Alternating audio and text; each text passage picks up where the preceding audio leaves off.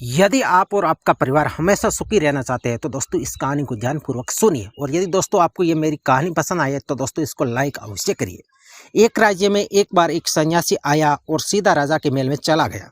उस सन्यासी की वेशभूषा को देखकर राजा के किसी भी सिपाही ने उसे अंदर जाने से नहीं रोका।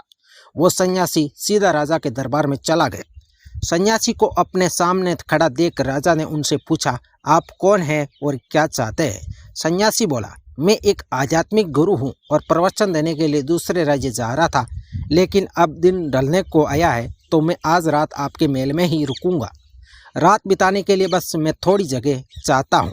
सन्यासी की बात सुनकर राजा बोले, ये एक राजा का महल है, कोई विश्राम स्थल नहीं जो आप यहाँ रात में रुकना चाहते हैं। आप बाहर जाइए, वहाँ रहने की आपको कोई ना कोई जगह मिल जाएगी। सन्यासी ने राजा से फिर प्रश्न किया, महाराज क्या मैं जान सकता हूँ कि आपसे पहले ये महल किसका था? राजा बोला, मेरे पिता का था, क्योंकि मुझसे पहले वही राजा था। सन्यासी ने फिर प्रश्न किया, अच्छा तो अब आपके पिताजी कहाँ हैं? राजा बोला, अब वो इस दुनिया में नहीं रहे, उन्हीं के बाद तो मैं राजा बना। अच्छा आपके पिता से पहले ये महल किसका था? सन्यासी ने फिर से प्रश्न पूछा।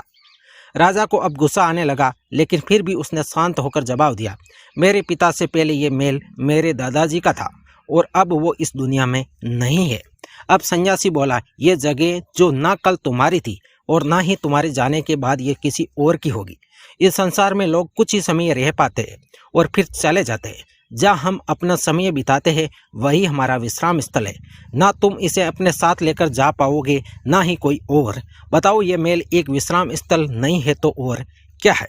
राजा उनकी बात समझ गया और हाथ जोड़कर माफ़ी मांगने लगा। उसने सन्यासी को रुकने को जगह दी। इस कहानी से शिक्षा क्या मिलती है? दोस्तों ये बात तो हम सभी जानते हैं कि इस संसार से हम कुछ भी लेकर नहीं जा सकते। खाली हाथ आए थे और खाली हाथ ही जाना है। जब तक इस संसार आप है तो मैं या मेरा इस चक्कर में ना पड़े। जिंदगी में धन, लोभ, लालच के पीछे ना भागे। भागना है तो खुशियों के पीछे भागे। जिंदगी का मजा बहुत पैसों में है, बहुत पैसों में या फिर बड़ी गाड़ी में नहीं है। जिंदगी का मजा है खुश रहने में।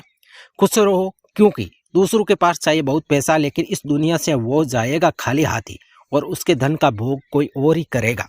और अगर पैसा होकर भी आपके जीवन दुखों से भरा है तो आपकी ज़िंदगी अपने आप में ही बेकार है। याद रखना और इस पर गहराई से सोचना, आलीशान ज़िंदगी से बेहतर है एक खुशहाल ज़िंदगी। तो दोस्तों ये थी कहानी। दोस्तों यदि मेरी कहानी आपको पसंद आई तो दोस्तों इस चैनल को सब्सक्राइब अवश्य करिए और इस वीडियो को लाइक और शेयर करिए। धन्यवाद। Thank you.